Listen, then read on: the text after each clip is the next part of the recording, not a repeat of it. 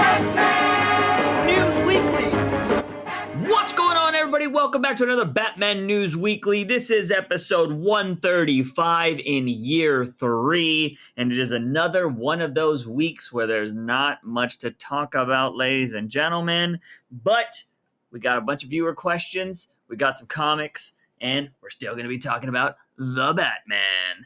And speaking of the Batman, if you haven't seen it, if you're one of those people that still hasn't seen it, you only have to wait until Monday. For some reason, it got pushed up a day. It was supposed to come out on Tuesday, and they pushed it up to Monday.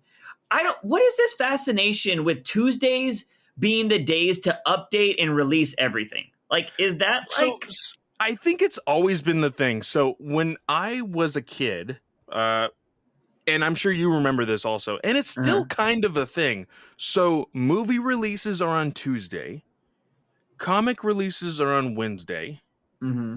Video game releases are on Friday. So I feel like that's kind of always been the thing. Mm-hmm. And then of course you have those random release dates for theatrical films during the summer where, you know, they randomly drop on a Wednesday or Thursday, but most of them will drop on a Friday before the weekend. So I think that's just it. It's just like, hey, we're kind of keeping the same traditions. Yeah. Because even when, you know, I personally think that physical media is slowly becoming like a collector's market rather than the normal thing, just like how it was. You know, they just want to say, hey, we're going to release this on a Tuesday. Mm-hmm. Yeah, no. So the one thing I've noticed really heavily is all video games update on Tuesdays, and they all update around the same time, and they're always huge updates. And I'm just like, why do y'all all do this on the same fucking day? The other day I had Genshin Impact, PUBG, Apex Legends. Like a lot of the games I normally play all had massive updates, so I could not play any of them. And I'm like, bro, why don't y'all coordinate this shit? Because why would you want to update when your competition is also updating? This is also like why I'm so in between, because for me, I love digital media. It's so convenient. You don't have to have anything that is, you know, physically there when, you know, the inconvenience of it is. And like for me, it's just like I kind of miss the days where I can just pop in a CD and have the entire game and I just play it, you know? Yeah. But I mean, because of the digital age that we're in, the constant need for updates, for glitches and everything else, and of course, new content, I see why there is a need for updates, but they're so goddamn annoying. Yeah, well, you can blame that on the people that bitch about every little thing all the time. Because back in my day, when there was a glitch, it just stayed that way. Because you couldn't fucking update it. You know what I mean? Like, why do you think Mario never has an ending? Or you can't beat that Teenage Mutant Ninja Turtles game from fucking, you know, fucking our childhood and shit? Because they don't finish the games back then. They just released them. They're just like, here you go. Which is fucking funny because everybody's like bitching about it nowadays, and I'm like, bro, it's always been like this. But yeah, no, it's funny. It's just I just find that so weird. I'm like, why do y'all all update on the same fucking day? It makes no sense. But yes, if you haven't seen the Batman, you'll be able to see it on Monday. We are going to attempt to watch it again. I mean, it's a really long time. 3 hours is a long time. I'm not gonna lie to you. I might have it on like this monitor while doing something else. I think that's what I really might do. Watching it, Juice. Yeah, but let's be real. I watched it once and almost fell asleep. So, like, that is true. That is true. I'm just very curious of how Abby is going to react to this because, for one, she already had a super bad experience watching IMAX with Eternals. It was a long movie. So, like, I think she's going to have PTSD of that. Even at home, she's going to be like, oh, my God, another long movie. But hopefully with the comfort of her own home, the ability to pause if she needs to use the restroom, go eat, whatever. Yeah. So I do hope that it's not too bad of an experience for her just attempting to watch the movie, because then it's just like, okay, yeah, no, this whole 3 hour thing is not great, you know? Yeah. Yeah, no, it's again, I mean, it's too long. But jumping over from that, let's knock out this little bit of news before we dive into the major topic of this week.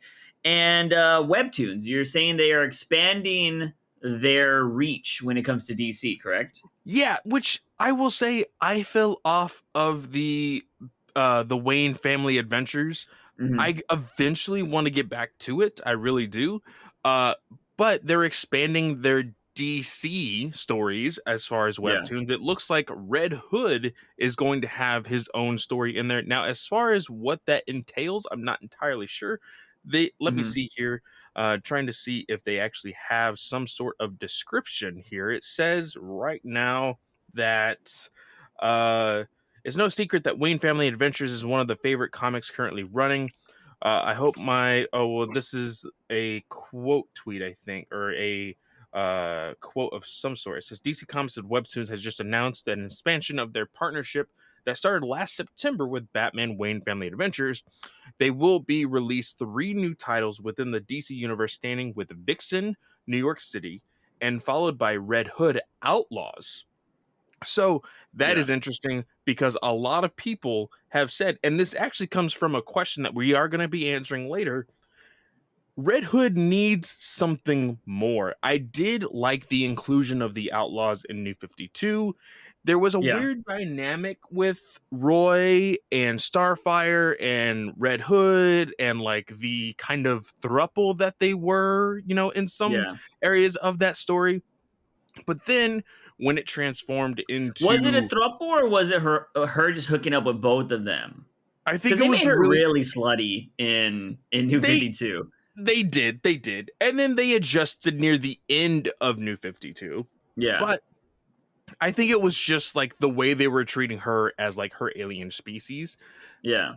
Now, of course, when they did Rebirth, the Outlaws then became Bizarro, and I believe her name is Archer? No. Artemis? Artemis, not Archer. I knew it was A. So Artemis and Bizarro, I really did like that whole thing with them. Now, it kind of got weird when they got separated into that new dimension world or whatever it was. And then nothing was the same because then we got like very moody Mortal Kombat Jason, which nobody liked. Yeah, so Jason sucks. So I hope that it kind of keeps the wholesome story of like what that was with Bizarro and everything else. So I will for sure at least try out the first 10 issues of the Red Hood Outlaw story on Webtoons for sure. Yeah, it'll be very interesting to see. We are going to be covering that in the future. I stopped caring about Webtoons, one, because we weren't covering it on the channel much. I think we read the first like 2 or 3 issues and then we stopped. But also just hearing DC killed the Ishmahawk fan-made thing that was supposed to be Webtoons. It's so disappointing. Yeah, I just didn't give a shit about Webtoons after that.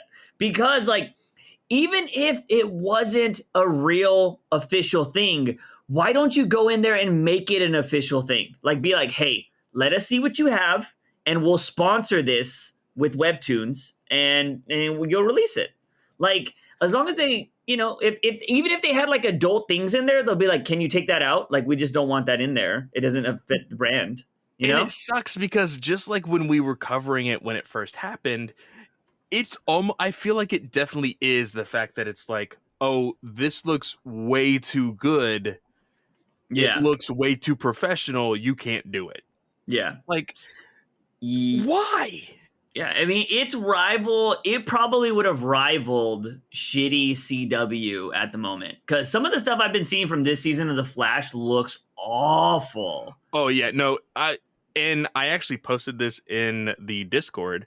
There has actually been conversations that this next season 9, may actually be its last season. They haven't confirmed it yet, but there has been conversations of it. Yeah. What if, here's the thing, this is how you save The Flash. You end it next season, right? That final episode is him running into the Speed Force, and he ends up at the end of the Flash movie. And he's the new Flash. Honestly, I think... and I like how you just added, and he's the new Flash. yeah, you get fucking Ezra Miller out of there. Granted, we had that too. Ezra Miller's case magically got dismissed. Yeah, quote unquote that's not magically. alleged. It's dismissed. So we're not saying allegedly. It's dismissed. But just out of nowhere, a guy broke into a house, threatened a couple, stole all their shit, and it got dismissed. So let that think what you will of that situation. Yeah, It is what it is. Batfleck engaged, by the way. Did you see that? Yeah, I see. J-Lo for the 50th time. J-Lo collecting all those Infinity Stones. Yeah, dude, for real. She is taking down everybody she can. Like, Oh goddamn. my But you know god! what? If J-Lo was like, "Hey, do you want to get married?" I wouldn't turn that down either. I was like, "All right, it's gonna end a divorce, but all right, I'm down." At least I You know? could stay in your very fancy house Yeah, for a while. yeah. I will go down as one of J-Lo's many husbands. Like, that would be my claim to That fame. can't be That's the bad. kind of That can't be bad. Yeah, that can't be bad. So it is what it is. But yeah, a lot of random news like that happening this week, but nothing too crazy to talk about. But the main thing that is happening this week, well, actually, before we do that, I just read this. If you are in the New York City area, there is going to be a Batman and Spyscape interactive experience coming to New York City. So this, from according to this, it says Warner Brothers themed entertainment, DC and Spyscape are teaming up for this summer for the Batman X Spyscape. The new immersive installation will take fans to a top secret mission to infiltrate an underworld organization, Leviathan, Clay's favorite, whose Oh goal god. is to disrupt the superhero and supervillain communities. Fans become recruits and eyes and ears of the world's greatest detective, Batman, and enlisted by the mysterious Oracle, an alternate identity of Barbara Gordon, Batgirl, to help solve some mysterious kidnappings. So they say it's going to be like an immersive thing, so there's going to be physical elements and all that kind of stuff. I've been to one of these before, kind of like when at Comic-Con. I mentioned this last week, I think. If it's even, I mean, not half, but if it's as good as that and better, yeah, this thing could be pretty fire. So I would go check some of these things out because sometimes they actually put a lot of effort into these things. I will say, when I went to the Comic-Con Museum and they were doing it for Batman that year, there was a lot of cool shit. So this might be really awesome. If you're in the New York area, you want to get out, maybe you go try this because that seems like it's going to be kind of cool. I don't know about the Leviathan part, but everything else, kind of cool. But now moving on to the biggest news of the week, and that is we are getting a new creative team on Detective. And it is a boy, Ram V. And we have who else? Raphael Albuquerque is what, the artist Yes. on this, right? Because there's a few names that I see on here. I see Spurrier, Danny, and Stewart. I'm assuming they're doing covers. Yeah. Yeah. Well, what was Cover that looks last name? amazing. What was that Spurrier? last? Wait, hold on. Stewart? Yeah, I think he is also like maybe a co-writer because I did see on one of like the preview covers there was V, then a second name, and then Albuquerque. I think they're like, I think V might have a co-writer because he is having a lot on his plate right now. He is Yeah. doing Swamp Thing. He is doing Detective now. I feel like. Oh, okay. So sorry to cut you off here, No, no, but go ahead. Go ahead. I'm reading the article in this. There's a tweet that is attached to this article that I'm reading, and it has a random person on Twitter saying, "I miss your Selena so much." Ram V responding, "I get to play with the whole Bat cast in this one." So can we Oh. finally get some more Batcat in the actual Batman titles? Which I don't know if Zdarsky's going to be doing that, but Well, I will say also because he is going to be doing Detective. He's going to be the main writer on Detective. There was some concept art for his run, mm-hmm. and right next to Batman was Talia. So just warning you, that is a Oh, thing. I have no idea. Well, it wasn't like them together. It was literally two pieces of concept art, but Talia and Batman were on the actual page. And I actually have the image up right here. I will post it in Discord for everybody yeah. who is listening. So yeah, I haven't seen that. So I definitely want to check it out. But I need to find a synopsis for this. But from what I had read earlier, they're going in this weird, interesting thing of like doing Batman with an opera theme behind it, which I Yeah, it's like find very a interesting. Renaissance Gothic type of theatrical like theme. And it's Yeah, interesting, the but covers look like amazing. it really does. It kind of gives you that like you said, Renaissance Man in the Iron Mask type of feel to it. So I Yeah. kind of want to know what Ram V is really trying to do. Because I did say this in Discord. Hmm. We both enjoyed his Catwoman. There was a Yeah. lot of stuff there that was very enjoyable. There is some rocky, parts, but other than that, it was still a good story. His Venom has been very up and down for me. Not a whole Mhm. lot of hits. Now, I don't know if that's just because there's a lot of mythos going around with Venom right now, and he's kind of had to like, okay, this is where, of course, Donny Cates left off, and so he's having to pick up after that. It can be kind Yeah. of daunting after a really big run like that you have to continue on. That might be some of the reason why it's up and down for me. So I'm really hoping now with the Arkham Tower or whatever story, the Shadow of the Bat, it was weekly. We got a little burnt out on it. There wasn't really a whole lot of great writing there, and I think that that's not Tamaki's greatest hits, to be Yeah. honest. So it will be. I feel like it will be better than the Arkham Tower story, but as far as it being better than Tamaki's run altogether, I'm not sure. And so I do hope the best for Ram V continuing on Detective. So, from according to this article, it says it's going to be monthly. So Ooh. he'll have more time to write. And I can totally see why, because Yeah. he is doing Swamp Thing, he is doing uh uh Venom, he is doing this now. Like he has a lot on his plate, so I can totally Yeah. see why he would need it monthly. Yeah. Yeah, I hope he does something good with Catwoman. At this point, at least I trust in Ram V. I mean, he could be like anybody else and fail me. I mean, that's just nobody's infallible. But I enjoyed his Catwoman run. I want to see what he can do with Batman. But Zdarsky at the moment, I have no faith in Zdarsky. We'll see what happens with him. I've seen some of the art on that book. It looks amazing. But I mean, Jimenez is great, man. yeah. I mean, so did, fucking Tynan's run looked amazing too, but that was just, the writing was terrible. So Yeah. we'll see what happens. But I'm excited about this going forward. I missed Ram V. I didn't want him to get off Catwoman. Now, granted, Teenie Howard has not been bad, but I've just been like, oh, what are you doing with Catwoman? Now, granted, Teenie, did I just say that twice? I don't know. I repeat myself. But Teenie Howard, I thought she was gonna fucking shit the bed, but Williamson took that from her. Like, I'm gonna shit Yeah. the bed first. Let me shit the bed first, and he did that. So I hope she doesn't. I think we read Catwoman next week. It is next week. So, Yeah. also Lonely City next week.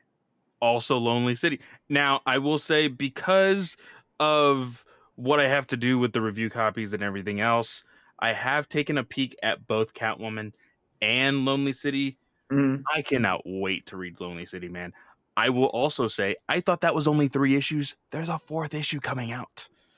There's a 4th issue That for must have Lonely been City. added. I'm pretty sure it was only 3, Yeah, so which that scares me though. Because when you add stuff, that means that was probably not part of the original story. So true, but I also see this book is bi-monthly. Well, not bi-monthly. mm, It's every other month. Let's just say that. yeah, It's every other month, and I can see them having a lot of sales on the first issue and then yeah, being like, "Hey, is there anything extra that you can kind of just throw in?" And yeah, it's just genuinely like you said, but with how good the story has been, I would hmm kind of want more from him anyway. yeah. I agree with that. Whether it be, addition to this or on a completely new story, I Hmm. think he has earned that at least. Yeah, Yeah, so I would be down to see that. But I'm excited for this new creative team on Detective. I'm hoping Tamaki can finish strong with her last Yes. few issues. Because yeah, I think she just kind of, she tried something and it didn't work. It happens. But prior to that, she was banging. Like majority of the time, she was doing great. She had Yeah. some ups and downs, but for the most part, it was solid. And I mean, I believe Albuquerque is the exact same artist who is on Nightwing Hmm. with Tom Taylor right now. So having him on Nightwing and on Batman, I think that Yeah, would be pretty tight. So I think it'll be a lot of fun seeing that creative team with Ram V and him in there also. yeah, He has grown a lot since Injustice because there's that horrible looking face of Batman with like yeah. the pupils and everything crying and whatnot. I always make a meme out of it every single time I think about it. But he has grown a lot from that, and I can expect to see some really great panels in Detective for Wait, the sure. the artist that's doing Nightwing did Injustice? Is Albuquerque, that I'm what you pretty said? sure. Really? I'm pretty Those are sure. very distinct, different. Those are very different art styles, Yeah. Yeah. which He is has grown nuts. a lot. That's crazy. Yeah, I don't know. I cannot confirm that. I don't know if you want to confirm that. I don't know if that's true, Well, but our respected fact checker Drew, our I know fact you're checker, listening. yeah, Yeah, Drew. so double check for us Who for sure. Drew was all like, "Oh, you guys can acknowledge me." I don't know if he said that because we didn't talk about him in Discord, or No, did we not say his name last week? no, he had like responded to one of our questions from the Uh-huh. podcast, and he did like a whole paragraph explaining it, Uh-huh. and he tagged both of us, but we didn't say anything back. I was hella busy this past weekend, man. So Oh and shit! then yeah, I responded. I was like, my bad, I'm busy. And then he posted like the Roman Reigns shit and stuff like that, which is funny. But Oh man, yeah, I was just all like, because I didn't know, because I know sometimes I will say like, oh yeah, someone in the Discord said this, and like whoever's in the Discord knows who said what. So like I didn't know if we did something like that on the podcast, but that's funny. But anyway, speaking of viewer questions, that's all we have, ladies and gentlemen. There's well, nothing else. before we go into listener questions and then of course the comics review, I just want to say one thing. We had mentioned it briefly. I think it might be something that we cover depending on how Juice wants to handle it, because it does Mm-hmm. look like it's also going to be heavily Nightwing related in the future issues. I went ahead and took a peek at Justice League 75, Oh, the okay. death of the Justice League. We have it available to us already. I went ahead and read it last night. Guys, it's actually really interesting. It Really? it it is a really good read. Of course, it is Williamson, and Yeah. I said this to an individual that I was just got finished talking to earlier today. I said Williamson knows how to draw people in. It's the end game. It's the final issue of Yeah. the He doesn't know how to story. close. He doesn't know how to close. So I always knew the intriguing part would be the opener. I know Yeah. that he knows how to grab an audience. I'm worried about the final issue, though. I haven't even seen the in between, but I'm already worried about the final issue. So I will say, issue 75, that one issue is better than everything Bendis has written in Justice League and in Superman for DC Comics. So, Wow. I have not read ahead on anything, to be honest. I did read Catwoman, not gonna lie. Well, I skimmed Catwoman. I didn't read it. I've skimmed Catwoman because I was like, I need to see this ending to make sure or something. But I can't talk about anything. oh, and also So, before we go into listener questions, some really interesting data here. I have in my hand right now the Bookscan top 20 superhero graphic novel sales for March of 2022, going from February the 27th to April 2nd. So mm, all of March, basically. Um, and again, we are fans of anime and manga. Just comparison here. The number one selling graphic novel of this year's March of 2022, Batman Year One, with a whopping 9,870 copies sold. The second is The Long Halloween with 4,952. All because of the Then Batman. fourth is Batman the Court of Owls. Fifth is Batman Hush. Sixth, The Dark Knight Returns. And those are 3,172, 2,931, and 2,695. Next up, I have the Bookscan's top 20 manga graphic novels of March of 2022. My Hero Academia Volume 30, 57,071 copies. Compared to number 1, Batman Year 1, having 9,000. Yeah. Well, I mean, I feel like it's a little skewed though. Because Year 1 has been out for years. You know what I mean? Okay, so let's see the most recent Batman book would have been, let's see here. Gosh. I mean, I don't expect any Batman book to be beating any manga at the moment at all. There is, out of all 20, because it's a mixture of not just DC stuff. There's some Moon Knight in here. There's Sandman, Moon Knight again. But a majority. Let's see, how many are Batman titles? 1, 2, 3, 4, 5, 6, 7, 8, 9, 10, 11, 12, 13, 14, 15, 16 out of the 20 are all Batman titles. None of them are 2020 stories and going forward. Yeah, maybe wouldn't expect that. The Batman Who Laughs by Scott Snyder, probably the most recent story that's on here. But but if Drew were to tell you, he would say that we shouldn't go to the manga style, and we shouldn't do that because everybody wants single issues, ladies and gentlemen. Everybody wants. It doesn't work, Drew. Physical. Nobody gives a shit. Nobody gives a shit. Just you about single issues. No, it's a joke. If you guys haven't been in the Discord, we have plenty of topics to talk about in the Discord. But one of the hot ones this week was just a conversation we've had on this podcast many a times. How do you fix comics, or what should comics do in the future? Drew and a couple of other people are not a fan of digital comics, which is fair. And I even mentioned this in the Discord. It depends on how you're reading digital comics. The best way to read digital comics, in my opinion, is on an iPad. You have to have an iPad for digital comics. On your phone and on a computer, fucking garbage experiences. They're bad. It's just a bad experience. Phone is too small. I don't care how big your screen is, it's still too small. Zooming and all that shit, I hate it. An iPad is, depending on what size of iPad you have, is almost the size of a comic book. And you get the feature of like pinch and zoom. So if you want to zoom in on some details, you can go in there and be like, damn, that looks awesome, or whatever. I think it's a nice thing to do. I like physical comics. I mean, I have like fucking 100 back here on this shelf on the back of my video right here. And I have nothing problem with that. But single issue comics are just annoying at this point. Like, I have a desk over here that has like probably like 50 on them, and they're not even bagged in boards because I'm like, I gotta go buy bags and boards now for this crap. And it's just like, it's just too much. And I'm like, I'm ready to get rid of it, like a majority of them that I have.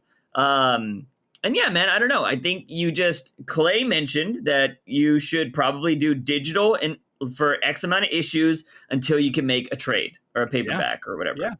And I've said it. They launched DC Universe Infinite online.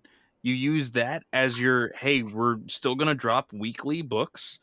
They all drop here. If you subscribe for $7.50 a month, you get every single book every single month.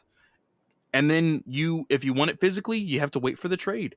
And that's exactly what Shonen Jump, manga, Viz Media, whatever you want to call them, that's what they do. They drop every Sunday until they finally release the volumes physically. You go buy it physically, and there you have it on your shelf, and it looks so much better than having to put it inside of a box that you're never going to actually display, you know? Yeah. You can't display, like, unless you are nailing them to your wall. Or you get them graded. Or you get them graded. But that costs so much. Yeah. Yeah, even a modern non-key issue getting graded is still $50. That's insane. Yeah, And it takes how long to get it back? 3 months, sometimes Yeah, 4. that's stupid. And I have a whole binder of Pokemon cards, and a majority of them that I would love to get graded. I just do not trust the people that grade them unless I'm there. Because I'm like, how do I know I'm getting my Charizard back? How do I know I don't have a 10 and they're going to be like, we're going to switch it with this 9 and send this guy as a 9 back? How do I know that?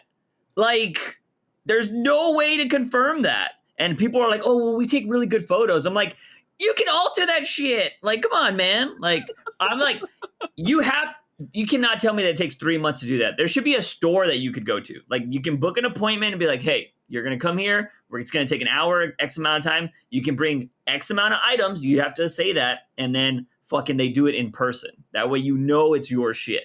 That's what I think should be done. I don't know if they do that at Comic-Con, or if you can just, I think you just drop your shit off at Comic-Con. Even then, that's shady as hell. The way they do it, except for when you're at a convention that is in Florida, because that is where CGC is their main office. They do you do leave it with them, the CGC like booth at whatever con you're at in whatever state, and Yeah. then they ship them off to Florida, and then they ship it to whatever mailing address that you put on their form. Yeah. But if you're in an actual Florida convention where they have a booth, they will normally like freaking grade it right there and just say, hey, we will give this back to you in the next 2 days.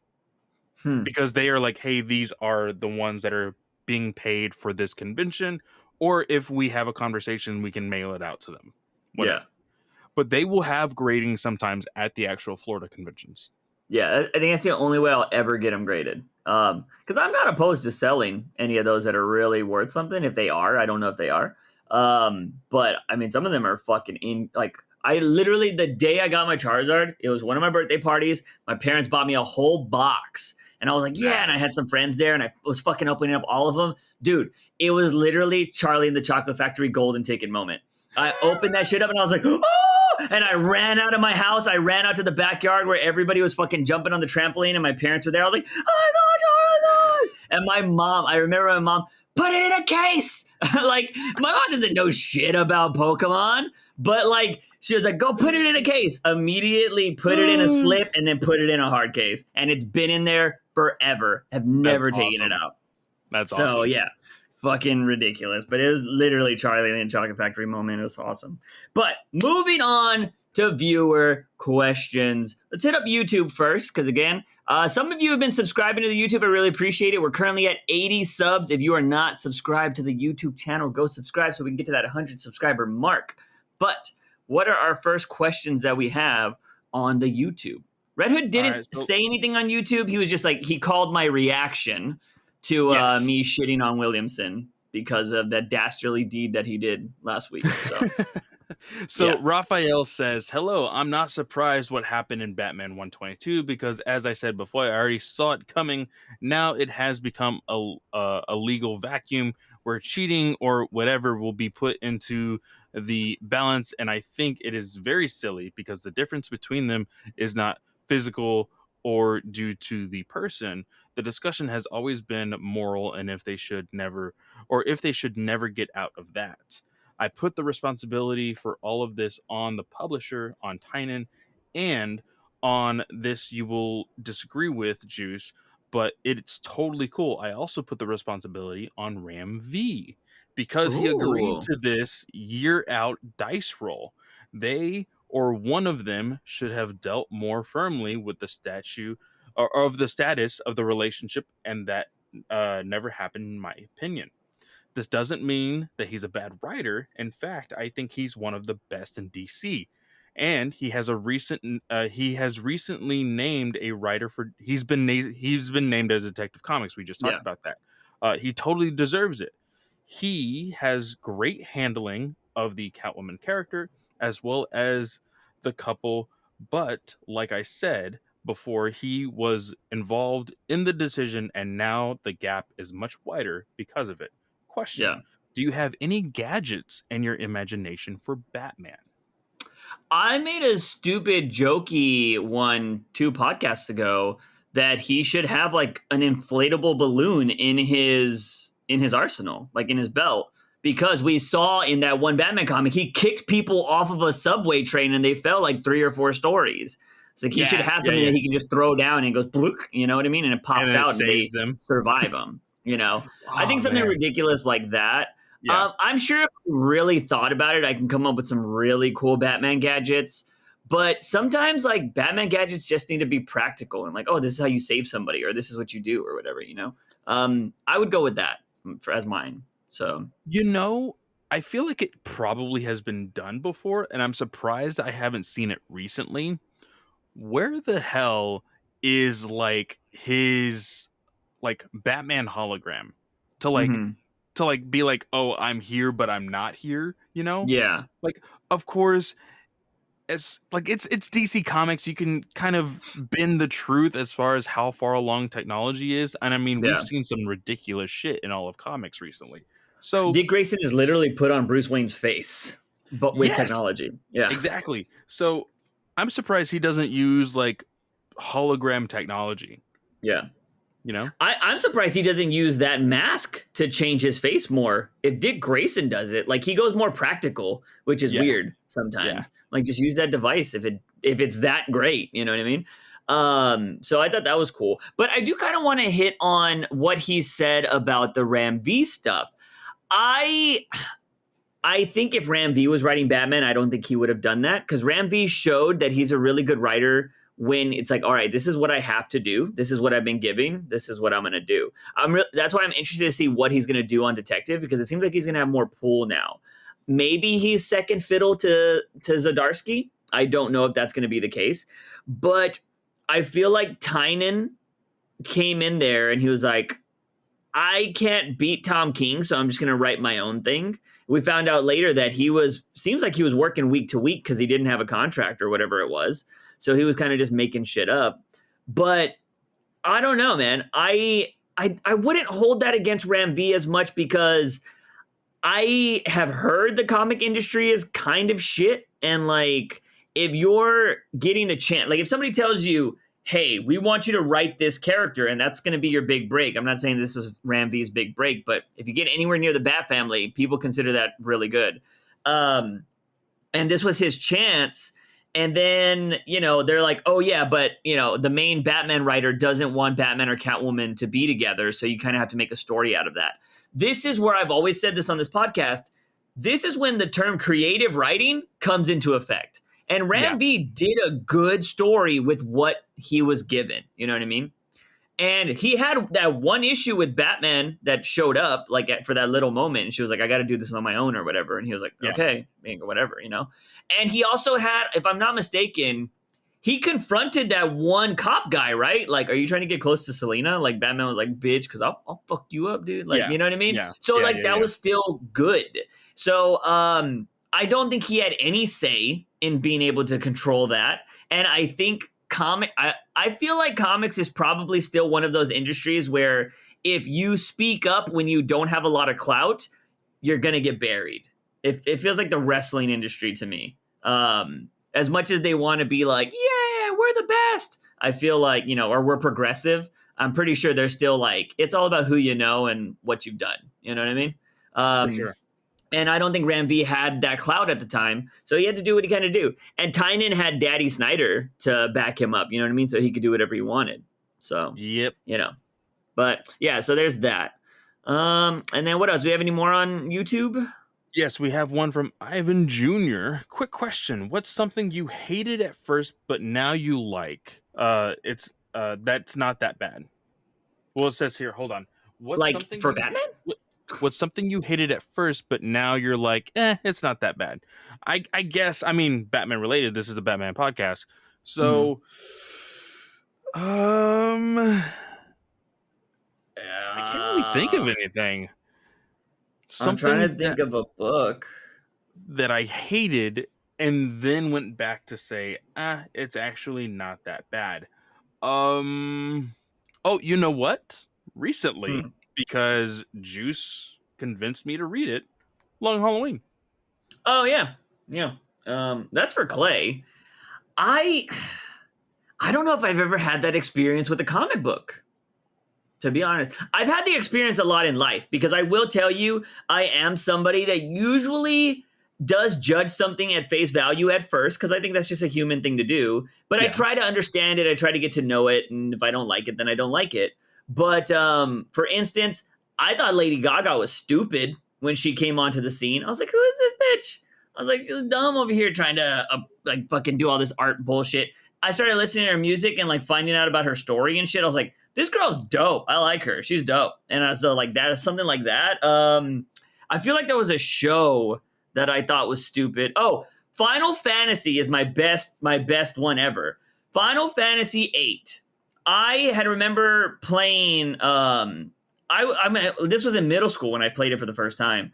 We were talking about video games. I was talking about with my friend Emilio at the time, and I was like, "Yeah, I'm playing this and this." He was like, "Oh, you're gonna play Final Fantasy?" I was like, "Is that the one where you have to like say you want to attack?" And he was like, "Yeah," and I was like, "That's stupid." I was like, "Why would I want to like pick when I attack when I could just press buttons and attack? Like that's so much better." And he was like, "No, dude, you gotta play it." He was like, "I own it. I'll let you borrow it." And kids, by the way, if you're listening to this, back in the day, games like Final Fantasy came on 4 discs. Yeah. They didn't fit on one. They came on 4 discs. By the way, not Batman related, but Final Fantasy related.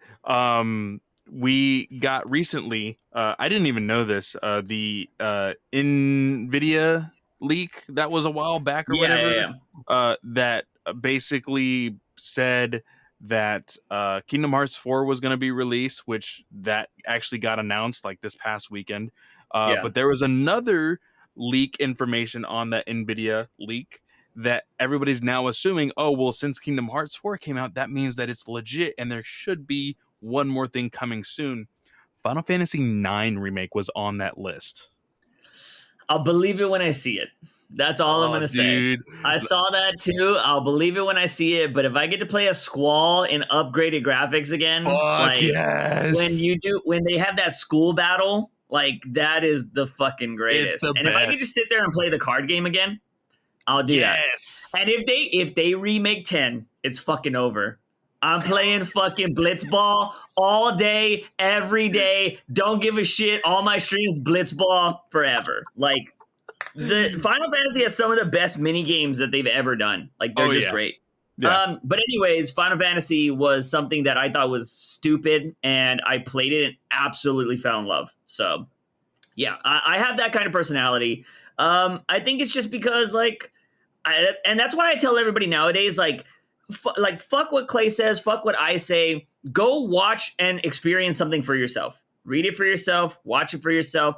I don't care I don't give a fuck if you like us. Like, still, if we're like, this thing fucking sucks. That's why I'm still like, go watch it for yourself, and I hope you like it. Like, that's what I say. Yeah. I'll still say it fucking sucks, but I hope you like it. So, yeah. So there's that. I mean, it's just, it's how it happens. We didn't like the Batman, but a lot of people loved it, which makes me want to jump over to one question very quickly in the Discord chat. And this one comes from the Ponderer, Ethan. He asked a million questions. I already banned his Gotham questions because we get those all week, every week. But he asked, where the fuck is his question at? Let's see. There's too many. I'm not entirely sure. Yeah. Oh, he said, okay, because I went and deleted his other questions because he asked so many. One question per week, people. One question per week. Also, by the way, Batman News Weekly reserves the right not to answer any question they don't want to. Just fine print.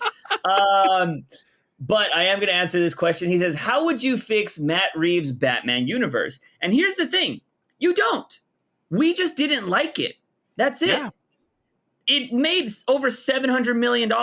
There's nothing to be fixed. We just didn't like it.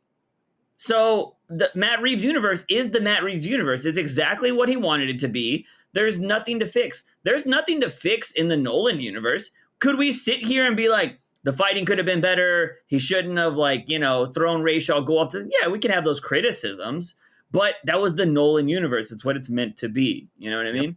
And so the Reeves verse is going to be the Reeves verse. We just don't like it. That's it. I don't think there's anything to fix. I don't know if you have anything to add on to that. No, I completely agree. Just like you said, not everybody's going to agree on everything. You can't please everybody. We have been big proponents of that for the longest time. Yeah.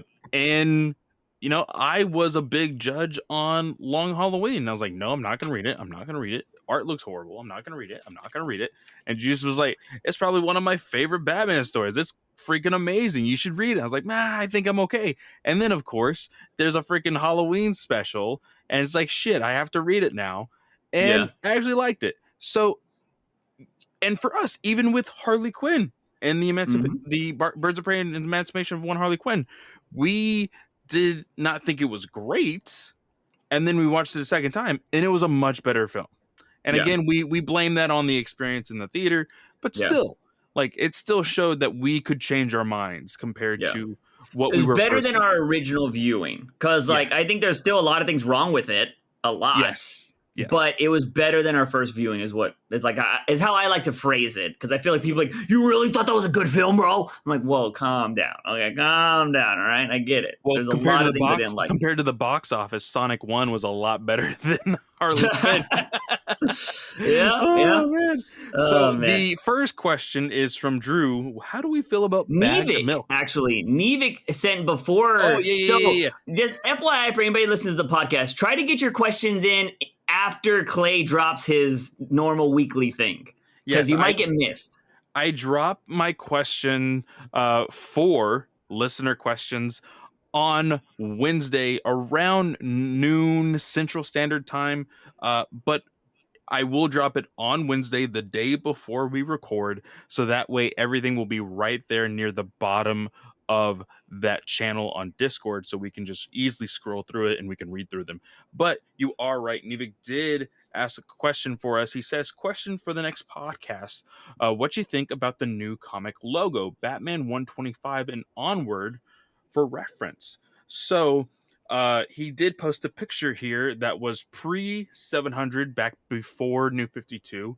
Then it was 700 to 13, then the New 52, then Rebirth, and then of course 106 to 124, and then now 125 onward. So out of all of those, which one do you like the most? Do you have any critiques, being somebody who has done some logo design in the past? How do you feel about these? I think there's different ones. I mean, these are all the recent ones. So pre 700. I see that. So Snyder's New 52 and compared to what Chip Zdarsky's will be, which is that red 125 onward, they're basically the same, just a little tweaked. They're wider. So the New 52 logo is the same as the current logo right now. It's just they leveled out the Batman number, like the letters, they leveled them out. So like you can hit a straight line. It's like they got chopped in half. Whereas they kind of played with the placement of Batman wording in New 52. And all they did was they minimalized the fucking aspect of the bat symbol from the 106 to 124, and they put it in the words. So I like minimalist designs. So I actually really like the new logo. It's something I would do in my own personal stuff, because I love just taking something and be like, let me just see what I can do with this. I'm like, oh, my art style, and I think this is like 90% of the design world, is the best shit comes from when you fuck up. Like when you do something by accident and you're like, oh, that's actually not bad. That's how half of my designs have been made, by me just fucking around and be like, oh wait, actually that's kind of cool. I literally have one like t-shirt design that I think could be fire, but I have no idea how to do it. So it's a collage of just random bullshit on top of each other. I'm like, this is how it would look with all of these elements, but I don't know how to make it happen. So it's just like my design skills are just not that great. I like the new design. I think it's really cool. So I like it also. I was actually a really big fan of the pre 700 where you have the cape and cowl in the background. That's very, very classic. I was always a fan of that one. But I do like the very simple-esque logo that is going to be on 125. It just looks very clean, and that's what I like. It also gives you more page for art, more space for art. So I like that too. The best logos are the ones that the art, the is incorporated into the art. Like if it's destroyed or something, those are always the best logos. Yeah. They're very rare, but I think they're pretty cool. So yeah, there's that question from Nevik. And Drew asked some random ass question How about do we bagged feel milk. about bagged milk? I think that's weird. I would never drink it. I'm sorry. Yeah. I'm a carton dude, whether it be a paper carton or a jug. Yeah. So that Yeah.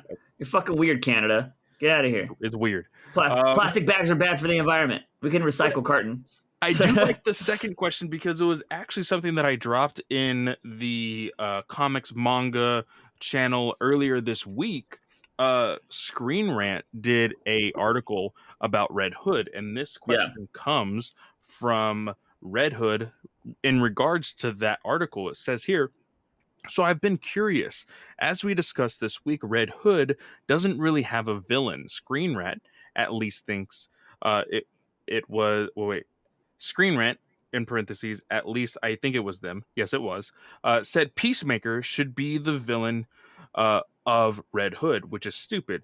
But who do you think should be the nemesis of Red Hood? A new character or a villain or a villain that no one else uses. So Mm-hmm. this comes to the classic idea of superheroes. Every Mm-hmm. hero needs an arch enemy, right? Yeah. Batman has the Joker, Superman has Lex Luthor, so in regards to Red Hood, does he need an arch enemy? That's the first question. And if he does, who should it be? I think having an arch enemy is good because you can build consistency and you can build really good stories from an arch enemy. I mean, look at how many great Batman Joker stories there are, right?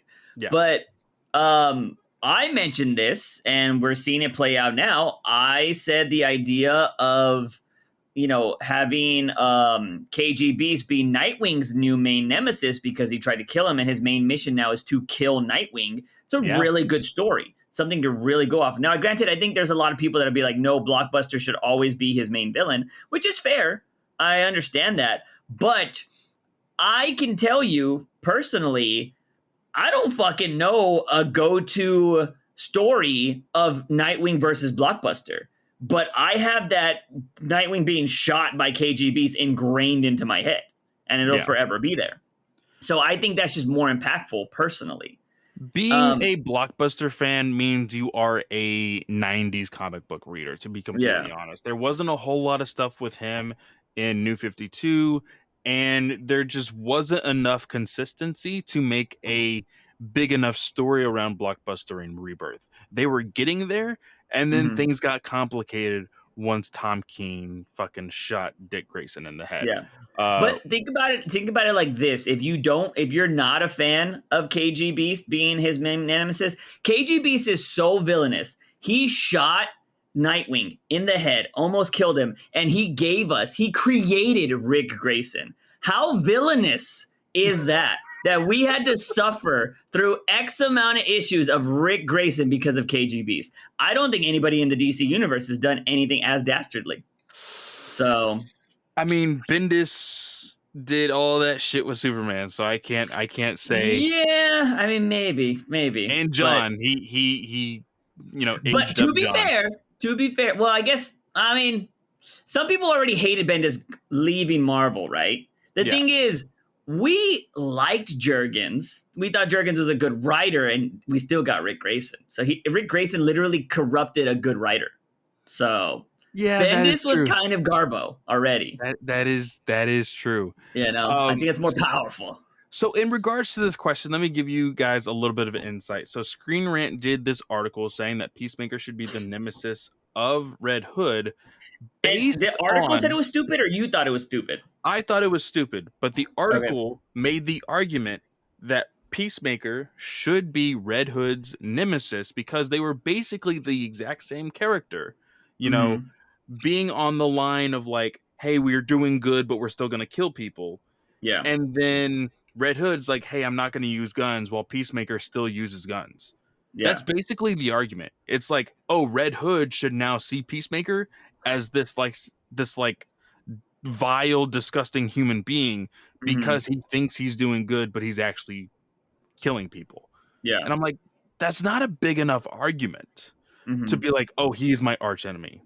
Yeah. You know, you need something that is going to be big enough to give you that story.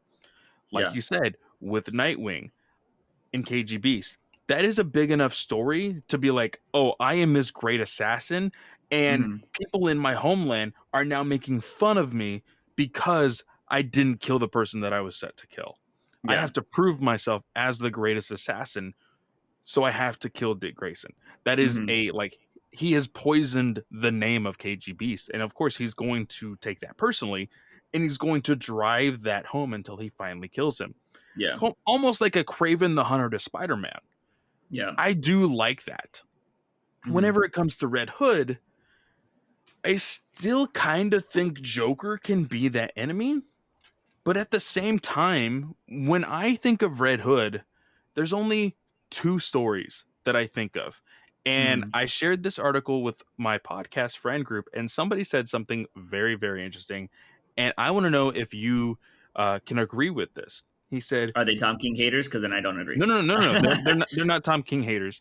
They think that Jason Todd has never been more interesting than the one panel in which we all thought Hush was Jason Todd. After No, that, it's a it's lie. just been No, I don't agree with that. Because you're writing off of Hush. That's all you're doing. Yes, true. But since then, we've gotten Under the Red Hood, which I think is a great story. I think Under the Red Hood's better than that moment. Oh, yeah, I definitely think so. Think so. But this was just something that he had said. And then after that, though, I don't think of anything. I think of his days as Robin and him actually dying and, thus becoming Red Hood. But no, him shooting Penguin was good. Oh, that little arc was really good. Yeah. That literally made me start buying Red Hood again. Yeah. So, and then but then he turned into a ninja. Beat the shit out of Red Hood. Yeah, he beat the fuck out of him, which was awesome. Like he literally broke the back hood to Gotham. Yeah, like that was awesome. Like, and I wish I could see more of that Batman. Like that man hunting Batman is gangster. Yeah, like he beat the shit out of him. And so like, I mean, I think some people would argue that Batman could be Red Hood's main villain. You know what I mean? Like, honestly, and it doesn't even need to be a villain. I can definitely see that. Yeah, but I don't want to. Again, this comes down to creative writing. I understand the idea that Peacemaker being his main villain is dumb, but we've also talked about on this podcast, there's nothing wrong with trying to reinvent these really old characters that nobody gives a shit about, right? So I think what you could do, which I've been fucking saying this for a long time, and DC comes to our podcast because obviously everybody listens to the podcast. They steal our ideas and do them very shittily. And I said on this podcast, Red Hood needs to be a part of the Suicide Squad. They didn't do it very well. It's been a very bad story. But you have Red Hood be on the Suicide Squad. You have this. It would have been really good after he had done the Penguin stuff to do this. And it's like a punishment for him because Batman captured him, sent him to the thing. But I think if you do a big twist story where Red Hood kills somebody, because this is what's going to happen. Like, even if it happens, like if we were to read this story right now, Red Hood kills somebody, Batman goes, beats his ass. We'll be on this podcast being like, we have fucking read this story before. Like, oh my God, why are they doing it again? We would say that. But turns out down the line, they faked the death of somebody. And it was just to get Red Hood onto the Suicide Squad, to have him be undercover for Batman. And maybe Peacekeeper finds this out during the whole thing, and like maybe Red Hood's been saving people that they shouldn't be getting saved during the missions, and at the very end you got to make it very touchy-feely. You got to build up these kind of relationships somehow. Red Hood is talking to somebody that's maybe also undercover. Peacemaker kills them in front of Red Hood, and he's like, I know your secret, I know you're working for the Bat, and like I'm not going to let this happen because it's for America, it's for peace or whatever. And then Red Hood builds this kind of relationship, this hatred towards Peacemaker, and Peacemaker's like, anywhere you go that you're trying to ruin the freedom or peace or whatever, I'm gonna be there. Like, I don't give a shit about the Bats. And then he could say Batman's a pussy to tie it to the show. But I think something like that. Like you can make, and granted, I think that's going to take, you would need to build that up over time. You can't do that in 3 issues. Like it's not something like that. You need to have long-term storytelling with these kind of things. You would need to show them working together. You would need to show Peacekeeper kind of, and maybe you make it a little bit more interesting where they start bonding, right? And then Peacekeeper finds out that he's working for Batman. And he's like, what the fuck? Like, you know what I mean? Yeah. Also, I think Red Hood, the reason why he's probably not interesting right now, taking away his guns was stupid. I mean, that's what made him Red Hood. I think that it is kind of dumb. Especially, I'm sorry, if you tell me the day that I give up guns, hey, you are also a lead member of this team that is full of zombies. Yeah. Fuck you. No, Yeah. I need a gun. Yeah. Well, the thing is I don't understand, like, because we know he switched to like rubber bullets, right, or whatever. Yes. Why do you not make Red Hood like Green Arrow, where he has a bunch of gadget bullets? And the thing you can do is you could have this moment where, let's say there's another fallout between Red Hood and Batman, right, or something like that. And we know Batman has a bunch of like random people in like, you know, every parts of the world that have different gadgets and stuff that he gets, right? You can have Red Hood meet up with somebody and he's like, oh, hey, I got something for you. Maybe it's a little hidden. Maybe it even has a bat logo on it. And he's like, yo, what's that? He's like, oh, Batman was having these developed a long time ago because he wanted to try to change the police force to be non-lethal. And it's just a bunch of different guns that do different types of things. You know what I mean? Or like different types of bullets, like electric bullets, fucking, you know, fire bullets, like all of this stuff that I would actually be a really big fan of that. Yeah. So why don't you do that? So he has the know-how to not use them in a lethal way, but he can still cause chaos with all this kind of stuff. It's comic books. That kind of Green Arrow has a punching fucking a boxing glove arrow. Like, you know, it's the most comedic fucking arrow you can have. But why can't what's his name have a freaking boxing glove bullet? Yeah. I don't believe we have any more questions. Is that it? No, yeah. I think we have one more from Charlie. Oh, okay. I'm pretty sure. Let's see. Where is that at? I think Charlie said something about like most prized possession or something along those lines. Yeah, most prized Batman possession or something like that. Oh shit. I mean, we did buy the Marquez art, which is really cool. Yeah, I was gonna say that, or either the Marquez art, or because it's graded. And I looked at it just the other day. I think Batman Damn #1 graded is still going for at least $150. But like, as far as like prized possession, I feel like that's more sentimental type of thing. Because of that dick. Right? Right? No, I was just saying in general, prized possession is sentimental. So I'm kind of trying to think, what do I have Batman related that is sentimental to me?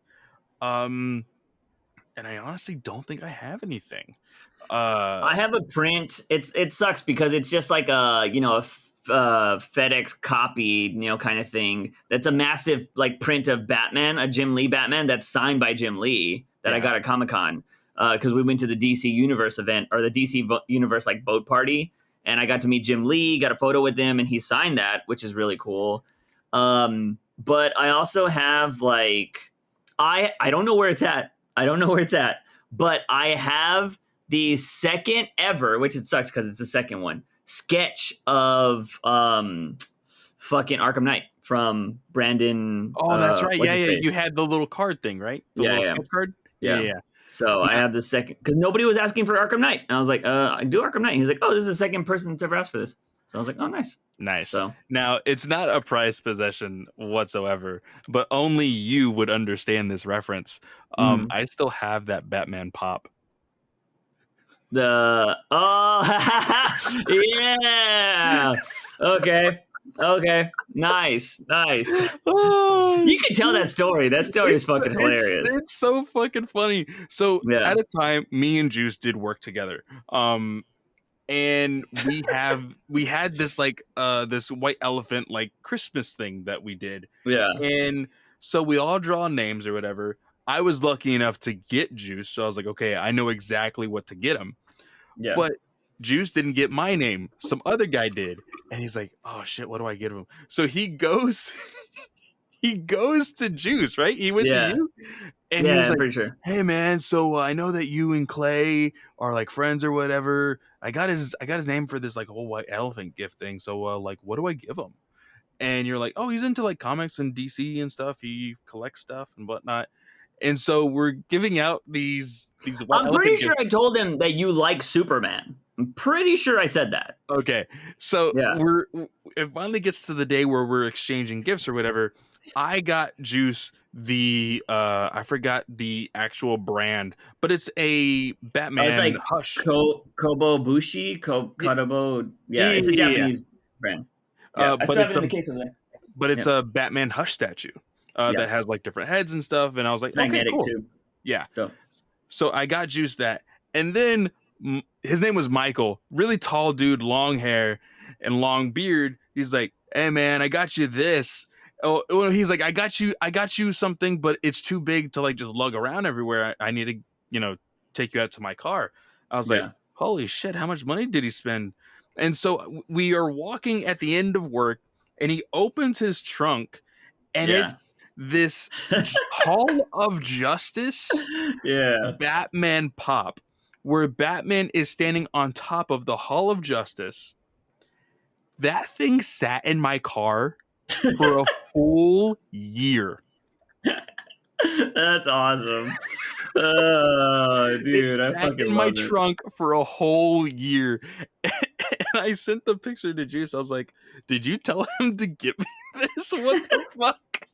No, I am pretty sure I told him that you like Superman because I remember laughing when you showed me that it was a Batman figure.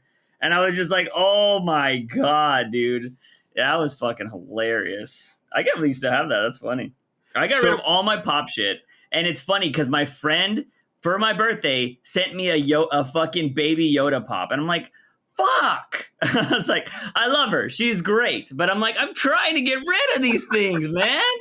I was like, I don't want oh but man, but let's yeah. go ahead and move on to comics. But before we do, I just want to say there might be already a topic for next week's podcast. Uh-oh. Right here from Variety, it says Warner Brothers Discovery are exploring an overhaul of DC Entertainment. They believe that several top shelf characters, such as Superman, have been left to languish and need to be revitalized. So Oh. that might be interesting. But then also, just in because I have everything on notification as far as Blue Beetle, Susan Sarandon is going to be playing the possible wife of Ted Kord in the Blue Beetle Yeah. movie. That's like weeks old. So Really? yeah. Yeah. I didn't think we would cover it on here because it wasn't like huge, but I like the possibility of an evil Kord, which is cool. Yeah. Because we thought Ted should have been evil, like they should have that would have pissed off Drew though. He's such a good character, we shouldn't have done that. But that wouldn't have been Tom King though. Wait, would it have been? No, it wasn't. That was Tom Taylor. It would have been another Tom. He would have just Drew would have just hated all Toms at that point. Although I think anybody named Tim sucks, so that any person named Tim I think is garbo. Anyways, sorry if you're Tim. I hope you're nice, but every Tim I've ever met has been a fucking asshole, and that's just proof for me. I don't know. If you're a Tim listening to this, comment somewhere and be like, "Hey, I'm a nice guy," but be actually a nice guy. Anyways, that is it. We're gonna go on to comic books now. I'm not gonna lie to you guys. I'm gonna tell you my morning that I had. I probably went to bed about 3, 4 in the morning, maybe. Stayed up playing some games, recording some content and stuff like that. And I ended up waking up around 8:40 in the morning. So 4.5 hours of sleep with a bloody nose. Like I rolled over and I thought I just had like the sniffles. And then I just felt like a gush of freaking blood coming out of my nose. Got up, took care of the problem. So I was super dead all day. I'm still pretty low on energy right now. So I didn't get to read all the books. I read Batcat. I read that a long time ago, a couple weeks ago. And I read Flashpoint. So Clay's going to be doing a lot of the heavy lifting here on some of these books. I'm going to be skimming them. But Clay, we'll leave the 2 that I actually read for last. So Yeah, what let's do you go want to ahead start with? and real quick, just because it was kind of uh, uh, nothing really happened. Let's talk about I Am Batman first. Of course, we left off with Batman having a run in with this like new psycho in New York City, and this psycho is basically having this like not monologue because he's Hmm. very I don't know the exact verbiage for it, but he's not a man of many words. He Okay. talks in like one sentences only. It's kind of like when you're trying to talk to a girl and she's only giving you those Oh one yeah, text yeah. answers and it's just like, oh, this is kind of awkward. But Hmm. he is basically telling Jace Batman that he influenced him to be this individual, and he thinks that he is going to be working with Batman, and then Batman socks him one, and he's like, what the hell's wrong with you? Why are you hitting me? And then they go out on a brawl, and Jace actually has to run away. And Hmm. he's very pissed off about it. He's like, man, I was scared. I can't believe I was scared. I'm Batman. I shouldn't be scared. And, of course, Lucius is kind of like, hey, you weren't scared. It was a strategic retreat. You had to collect your thoughts and you know how to face him once you go back to him or whatever. Hmm. Um, this psycho does end up kidnapping the commissioner of New York City and basically just slaughters him. Cuts him up into like several pieces. Of course, the detective Chubb finds him and calls Batman, lets him know, and Batman even says like, "Hey, I apparently like influenced this guy," and they're like, "You influenced him to kill?" He's like, no, I didn't do shit. That's all he's telling me. Yeah. And so that's basically it. Did he The influence him because he saw him in Gotham? There's no way he influenced him in New York. I think that's what it's implying, that he influenced him in New York. And near the end, we see that it's teasing that this Batman Jace is going to have a sort of Robin with his younger sister. Um, and we see at the very end there is uh some cops that just don't agree with how things are being run and the direction that detectives want to take with this psycho killer, so they're just Hmm. going to go off on their own and try to kill this individual. And that's the last panel. um Nothing really happened. Again, the only thing that this book has right now is its art. The art is fine. It's not amazing, but Yeah. it's been a lot better than the future or the past issues of I Am Batman for sure. Um, I really wish they would have stayed with the grounded, My favorite word. very just mobster esque villains, or just kind of uh problems for this Batman. Yeah. But they don't want to do it, and they feel like he needs a arch enemy, like we said. Hmm. And sometimes that's just not the case for some characters. I feel like with the way that oh shit, this writer fucking Right. Jeffrey Wright. No, that's the actor. That's the actor.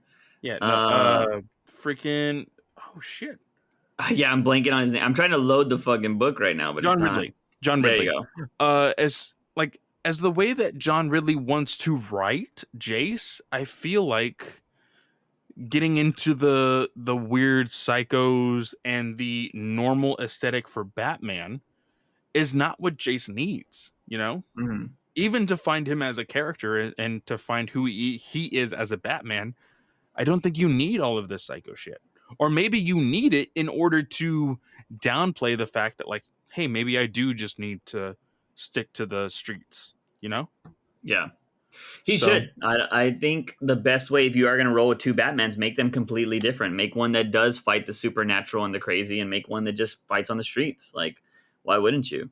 I think like it sucks because they never really gave him a chance, but I think Duke could have been really great because he was supposed to be the Batman of the daytime. You know what I yeah. mean? Like that was what was cool about the signal was like, oh yeah, you're wearing bright yellow because you fight during the day. Like people will see you out there. They'll be like, "Oh shit, like we're protected during the day and the nighttime. Sweet." You know? But yeah, they never did anything with Duke, and I feel like again, it just makes Jace like, why the fuck do I give a shit about Jace? Like, look at how much time they've given this fucking I Am Batman. Can you imagine if Duke had this long of a run with Yeah. something? Yeah. Like, and it's just, I can't get invested in this. Like, you know, if you're instead of giving me characters, give me a Catwoman or something for me to care about him. Like, give me a fucking love interest or something different, and don't make it that fucking detective chick that he fucking hates his guts. Like, that's just so typical. Like, oh yeah, let's just get this chick that hates me. I'm gonna fall in love with her. Like, give me some. I need something because at the moment this is just really shitty, and it sucks. So yeah, I don't care. The idea that the villain surprised or was inspired by him, like as he just got to New York, makes no sense to me. Yeah, So I'm not entirely sure how that even works, but it yeah, is what it is. But yeah. the next book is Batman 89 number 5. Did you read Urban Legends, by the way? I did not read Urban Legends. Okay, I didn't either. I'm skimming it right now because that is the one with the Zatanna story that's going through. It seems like because we thought Constantine died in the last one, it looks Mhm. like Constantine and Batman got transported back in time, kind of. And yeah, and because there's like old like Greek looking people in some of these panels, and like everything's destroyed, and Zatanna's like got all this magic shit. Batman looks like he goes Super Saiyan in one moment. Um, What? yeah, look, I'm gonna show you through the camera, but Oh yeah, shit. he goes like Super Saiyan. Oh shit. So yeah, so pretty crazy, and Super yeah, I don't bad. know what the fuck's going on in that book. So I felt like because of how weird it was going and nothing was really coherent with the past issues that I was just yeah, like, man, we've dropped stories before on Urban Legends and then picked up hmm once something interesting we saw was coming up. So, I mean, I'm sure there will be another story that we're just like, hey, let's see if this there works, you was know? actually I wanted to read it, but again, I didn't get to read a lot of the books this week.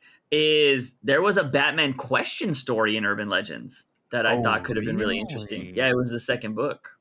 I was Okay. gonna try to read it, but I didn't get around to it. It looked interesting though. I will So probably try to pick it up probably later this weekend or whatever. See yeah. if that's any good. Maybe we can talk about it next podcast.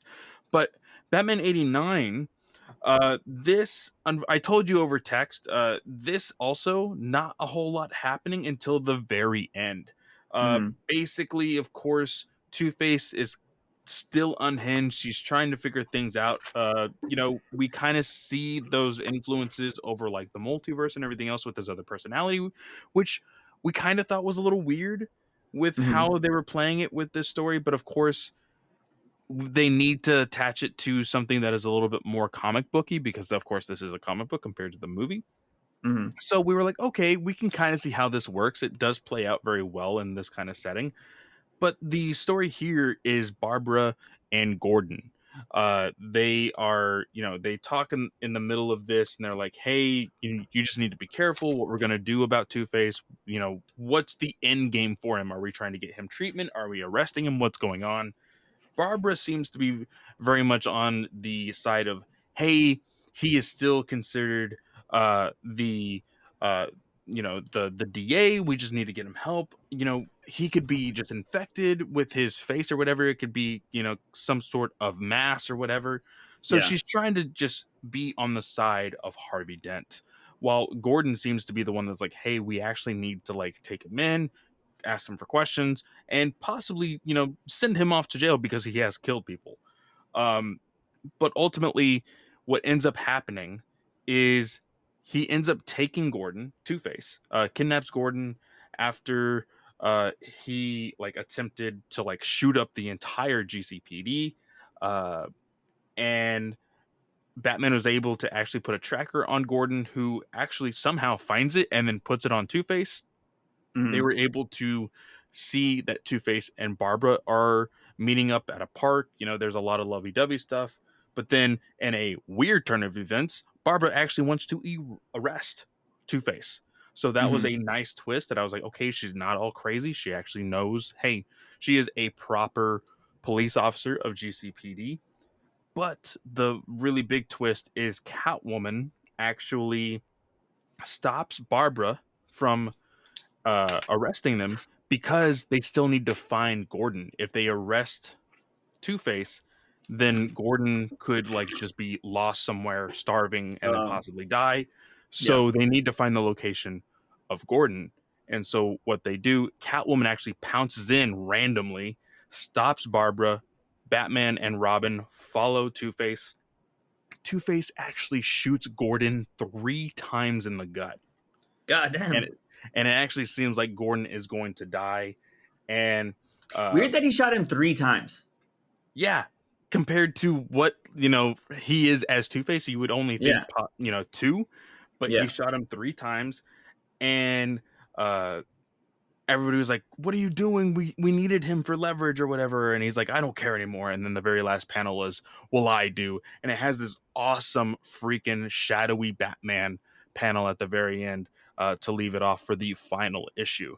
I am not entirely sure how they're going to end this, because I feel like there's a lot to kind of add up to the very end. There's still a lot of stuff to be questioned or to be answered from what we've gotten. So I hope this isn't rushed. This was something that was prolonged because the artist had COVID at one point, and so they did have to push this book a couple months. So yeah, I feel like it's been a while since we covered it. Yeah, for sure. Yeah. But I still enjoy the art. The story is a little but hopefully they can tie it all up at this very last issue. Yeah.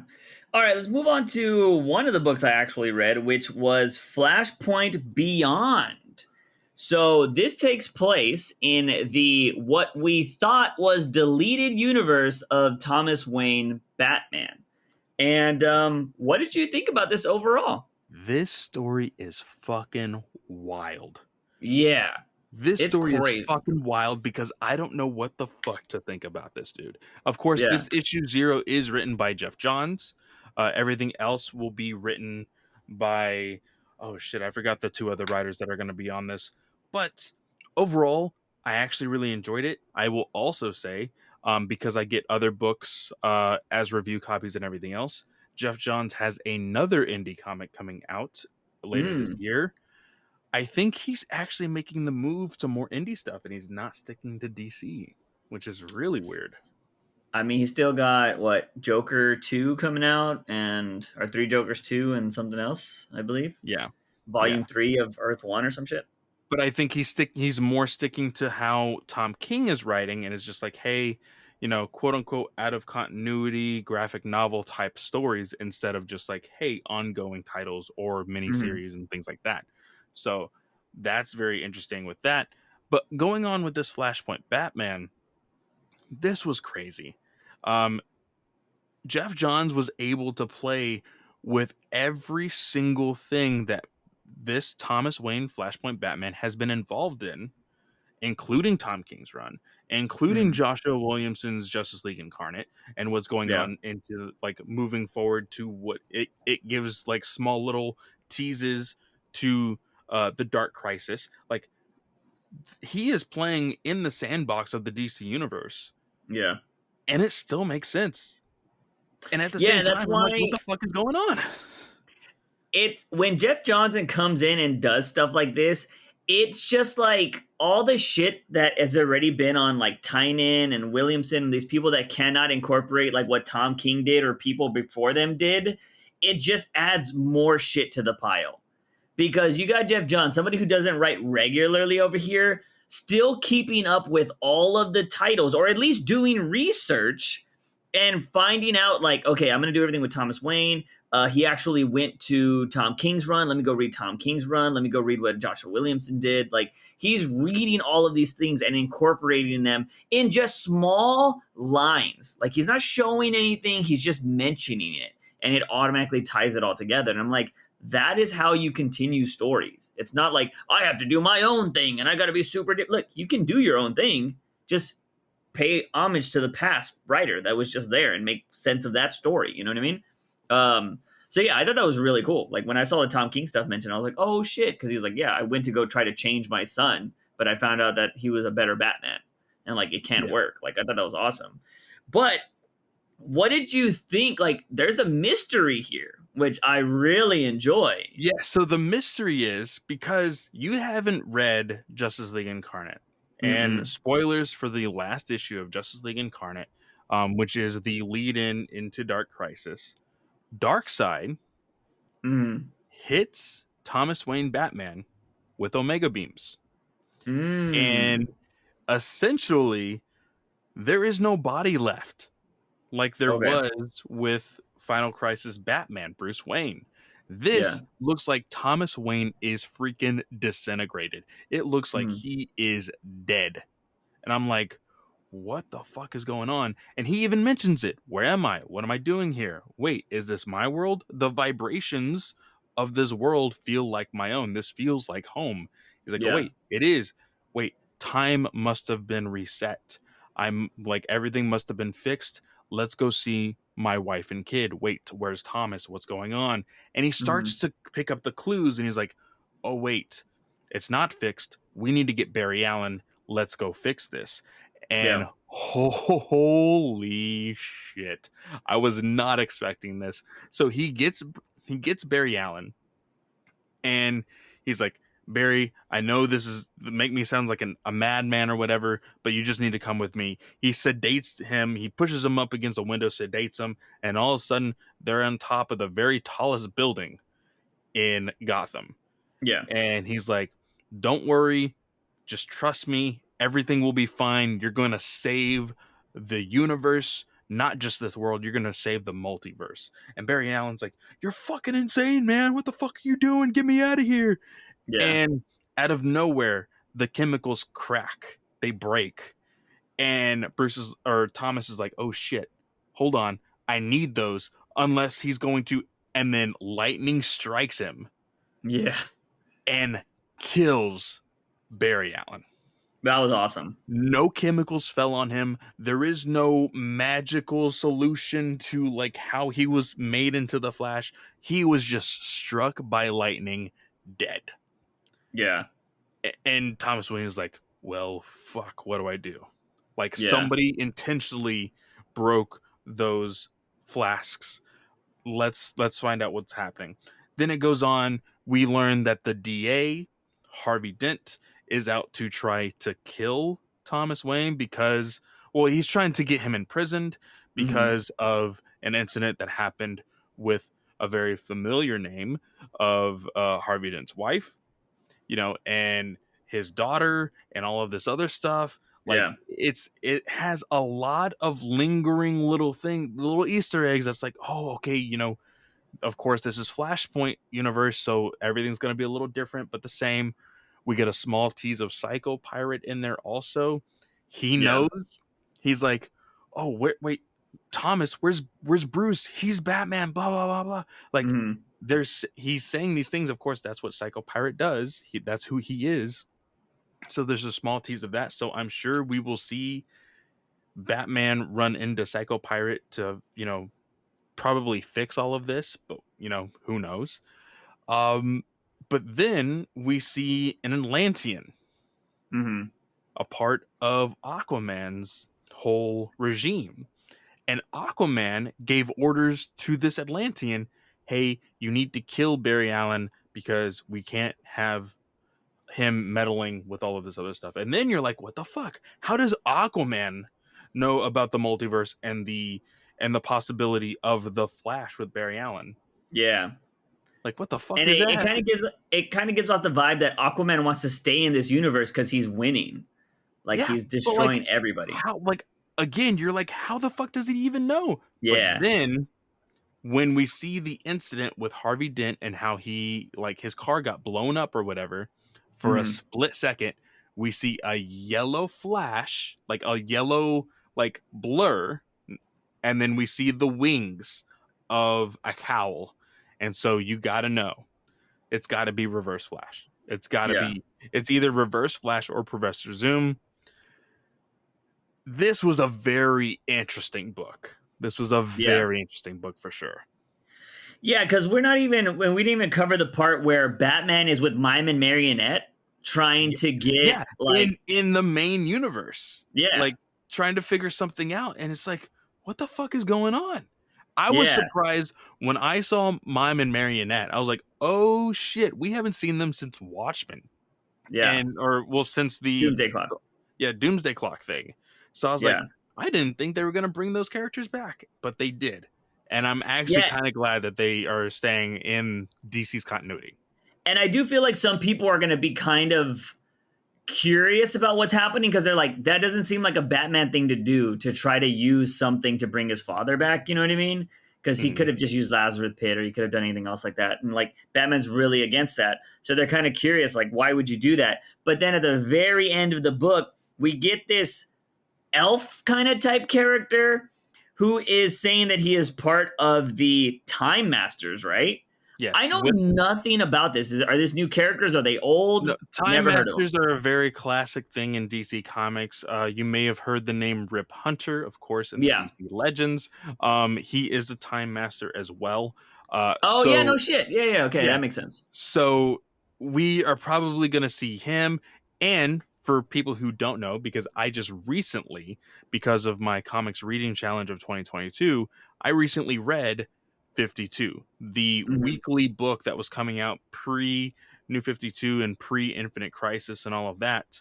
Um, in the very beginning, when we see the chalkboard that had like uh, all the stuff that Batman was looking at on Yeah. the chalkboard or whatever, and then in the Flashpoint universe, we see Thomas Wayne looking at it, and it only has one thing on there that says "Everything Matters," which is, of Yeah. course, this whole thing with uh, Infinite Frontier.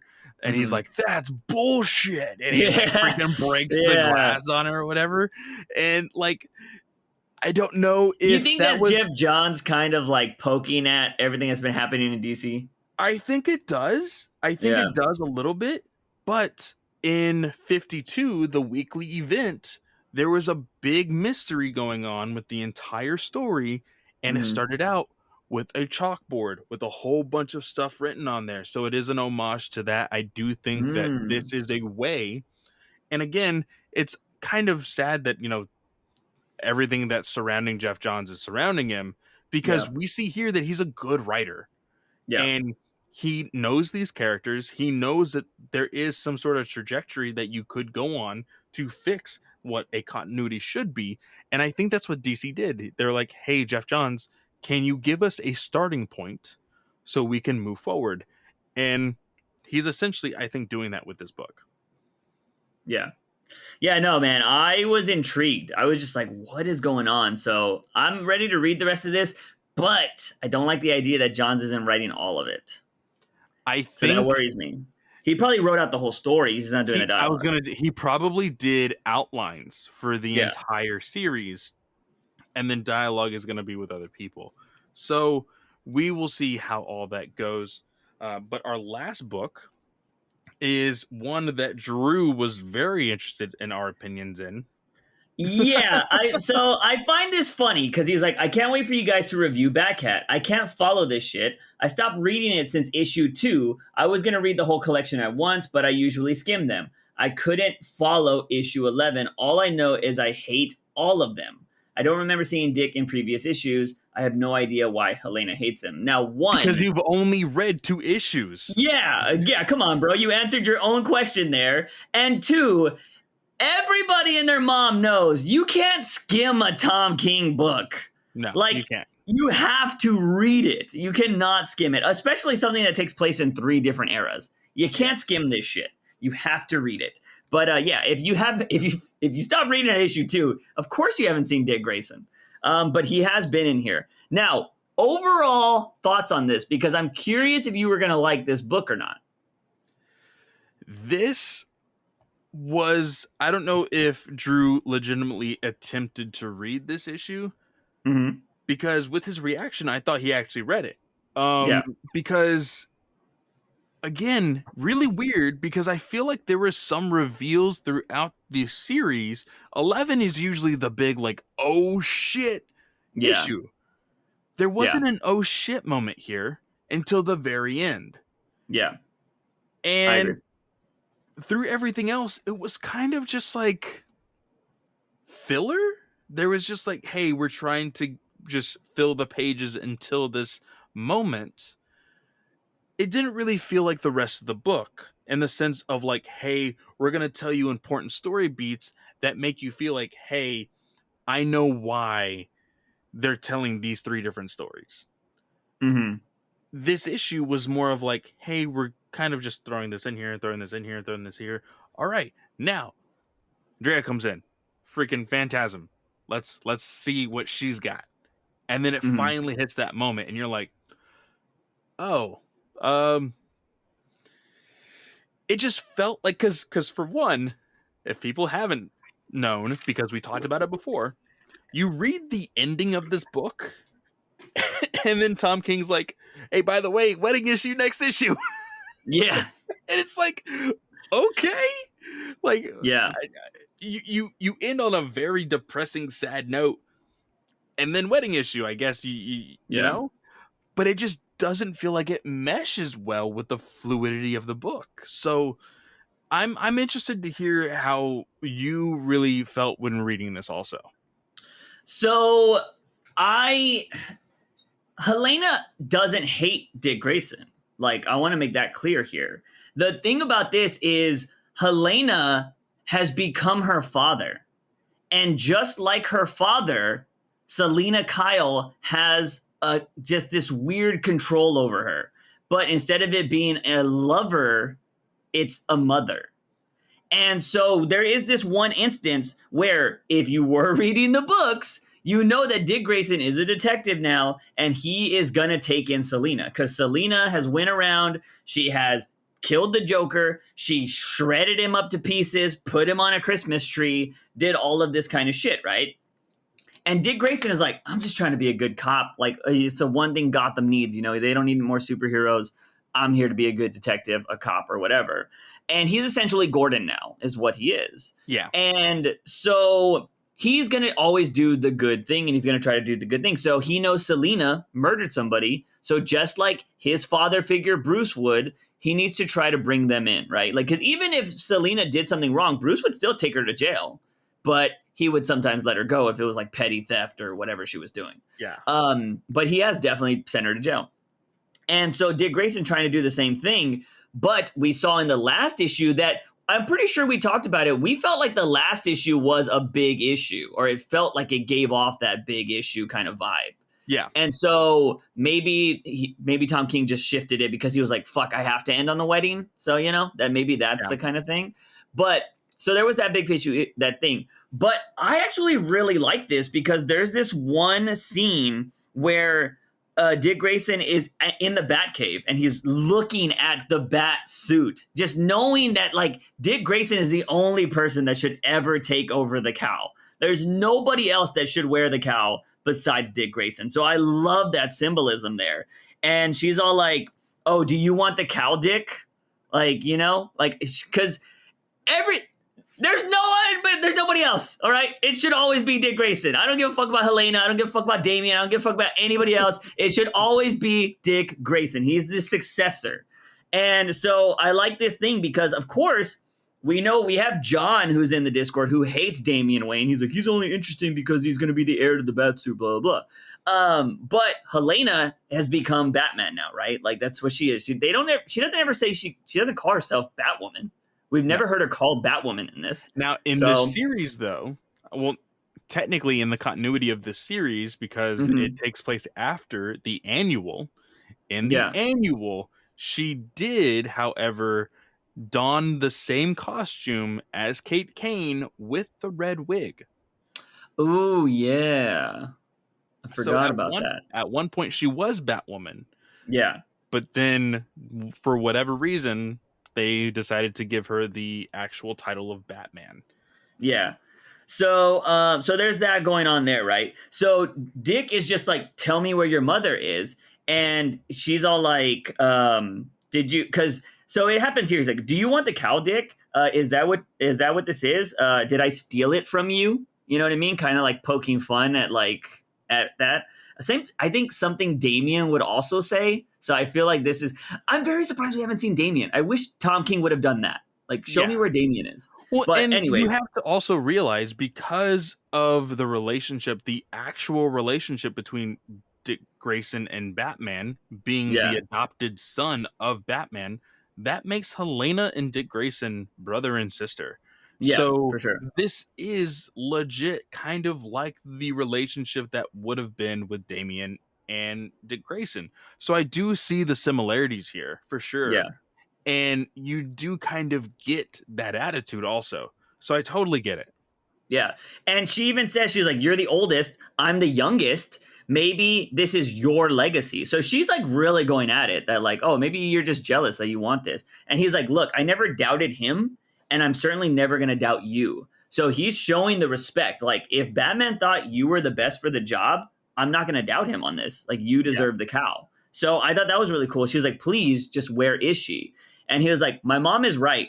He couldn't have been more proud of you, because despite all the darkness, because all of the darkness of your days, you turned out so nice. He was like, but me on the other hand, and then you flip the page, she electrocutes Dick, and she is like, I'm a little bit more like my dad. That is the most Batman shit ever, right? Because Batman has betrayed Nightwing in many ways. Like, not like I beat the shit out of Nightwing, but like, I have to do this alone, Dick. Like, he's shut out all of his family so many times. So Helena essentially being Batman here, doing a very Batman thing to save, once again, Catwoman, Selina Kyle. Symbolism like just hits you in the face there. Like, she becomes her father here, and it sucks that Dick Grayson has to be on the receiving end of it, but it makes it even that much more impactful, in my opinion, because it's Dick Grayson. Like, oh yeah, for sure. How Dick Grayson is not a shithead, or like just how he's so positive still, is crazy. To have grown up in darkness with Batman, he's always been the light. Like, Yeah. it's the best. And like, so I think that's really cool there. So she doesn't hate Dick Grayson. She's just like, I'm doing this for my mom. Like, Selina has this power over people. And she said, you owe me. Like, you and your father owe me. Your father's dead now, but you're still here. You're Batman now. You owe me. And so it's a daughter protecting her mother. So I thought that was really cool. So And tell me about, because I will be completely honest, I kind of got confused with the whole Phantasm thing with the baby. Mm-hmm. Because okay. like the monologue, and like I was like, wait, what the fuck is going on? Because then you see Joker with the baby and everything else. Yes. So explain that to me. Okay. So we know we know Andrea had a baby, right? We got that revealed a couple whiles ago, like a couple issues ago, that this was actually not her child. It was from another family.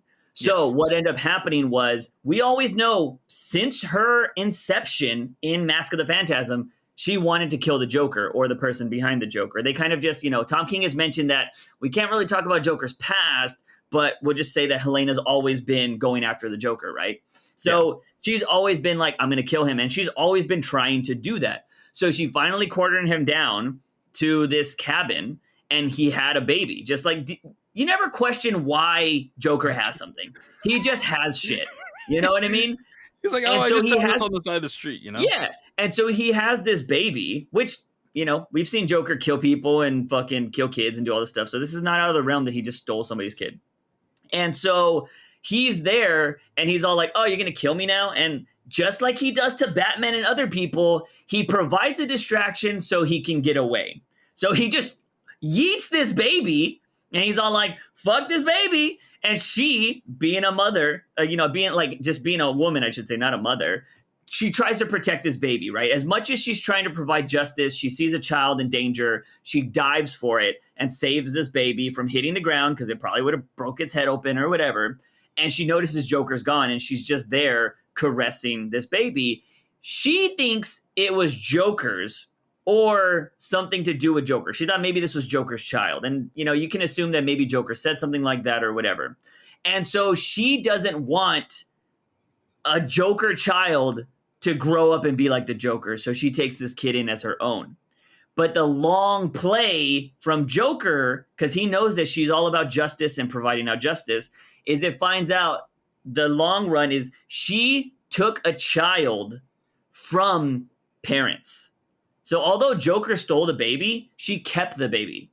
She never searched for the parents. She just assumed, oh, they're dead or something like that. these parents could have been looking for this baby their whole life.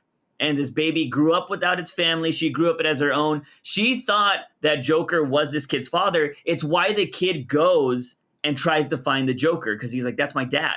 So that's why he left Andrea at the very start of the story. And we find him in a tent because there was that whole weird story of like, my kid ran away or whatever, and he's looking for somebody. And they're like, oh yeah, he was with the man with the green hair or whatever that story was at the start. And they find him in a tent in like a homeless thing, and he is like Jokerized or whatever. And so that's kind of what it is. He thought his father was a Joker. So Andrea probably either wrote that down somewhere or she told him, like, your father's a bad man. Like, I don't want you to be like that. I'm your mother, blah, blah, blah. And then it turns out that there's a family there. So she broke her own rule, essentially. She's like Batman. If Batman killed, Batman would send himself to jail, right? That's what he would do. Andrea is somebody that needs to provide justice. So she feels like she stole the life of this kid from his parents, and she got him killed. Yeah. So she, at the very end of this, kills herself. Well, so we assume. She stabs herself. I would assume she's dead, because I would prefer her to be dead. In a weird way, in a very weird way, and I don't know how Selina will feel about this. Mm-hmm. Bruce basically finds out about Andrea's death, and it's like, I lost her. I don't want to lose you either. Let's get married. That would be weird. It would be weird, but yeah. I feel like it's a very Tom King-esque type of story, in the sense of like, oh, I lost somebody that you very well know, Catwoman, that I was in love with this individual. I've told you my entire life, and I cared about this individual. That's why we, decided to see this through and see, about finding Joker and finding out, all of this random shit, this chaotic story. So like, let's not lose each other. Let's get married. Maybe I don't see it going down that way, but I will say, because I feel like a lot of people are obviously the Tom King haters are going to be like, oh, what, he just fucking killed Phantasm like that? This is the perfect thing to do with Phantasm, and this is why. If you leave these characters alive, that means somebody down the line is going to ruin this character.